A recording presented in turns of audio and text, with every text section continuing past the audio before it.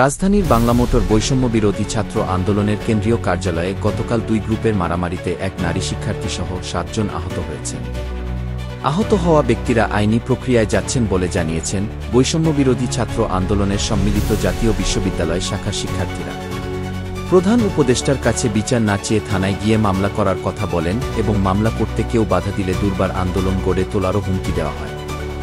বুধবার 2 জানুয়ারি জাতীয় প্রেস ক্লাবের ব্যাডমিন্টন খেলার মাঠে এক সংবাদ সম্মেলনে এ কথা জানান জুলাই আন্দোলনে international university of business agriculture and টেকনোলজির IUBAT সহসমন্বয়ক তানঈদ মোহাম্মদ সোহরাব রেজা। এইখানে আমরা কোনো প্রধান উপদেষ্টার কাছে বিচার চাব না, আমরা সরাসরি থানায় যাব, অভিযুক্তরা যাবে, তারা তাদের অভিযোগ দিবে, তারা মামলা নেবে। যদি প্রশাসন মামলা না নেয় তাহলে আমরা সেটাকে দুর্বার আন্দোলনের রূপ দেব। কারণ এই জুলাই অভ্যুত্থানে আমি নিজে জেল খাটছি, আমাকে কি ট্যাগিং দেবে? বিপত্তশীল 2 দিন হয়েছে যারা এরা আন্দোলন করছে, আমরা 18 সাল থেকে আন্দোলন করছি, এই আন্দোলন আমাকে জেলে নিয়ে গেছে, আমরা জেল খাটছি, গুলি খাইছি, এখনো বুকের মধ্যে 4টা গুলি রয়েছে। 28 অক্টোবরে আমরা আন্দোলন করা, এখন আমাদেরকে যদি ট্যাগিং দেয় যে ভাই আপনি কি রিপোর্ট রশিদেরা 17 তারিখের পরে সব হাওয়ায় গেছে, আসিফ শুধুমাত্র পলায় ছিল, আর অনেকেই বলতে পারে যে আপনারা বলেন সার্জিস, তারপরে হাসনা, এরা সবাই পলায় গেছিল। আপনারা মিডিয়ারা সবাই জানেন, কারো কোনো খোঁজ খবর নাই। আন্দোলন চালাইছি আমরা রাজনৈতিক ব্যক্তিরা, আমরা আন্দোলনকে যাত্রাবাড়ি চালাইছি। এই হাসিফ মল্লিক, এই পীরথু, এরাই নেতৃত্ব বিষয় যাত্রাবাড়িতে সবচেয়ে বড় আন্দোলন যেখানে হয়েছে।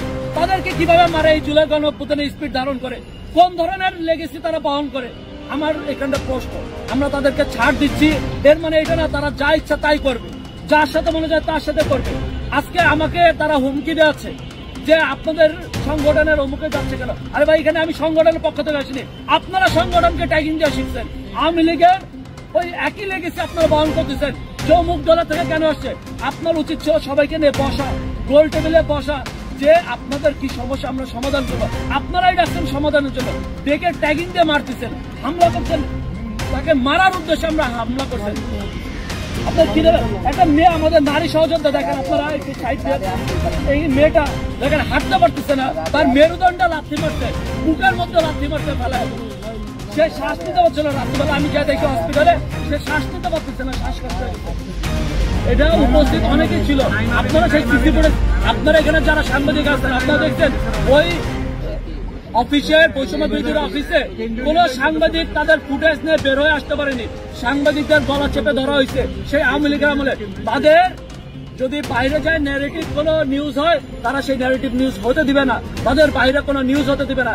এই সেই লেগেসিটা কোথেকে আসছে? সেই আওয়ামী লীগের থেকে আসছে। তারা যদি আবার নতুন করে ফ্যাসিবাদের সেই দোষর হিসেবে কাজ করতে চায় তাহলে আমরা সেটা মেনে নেব না।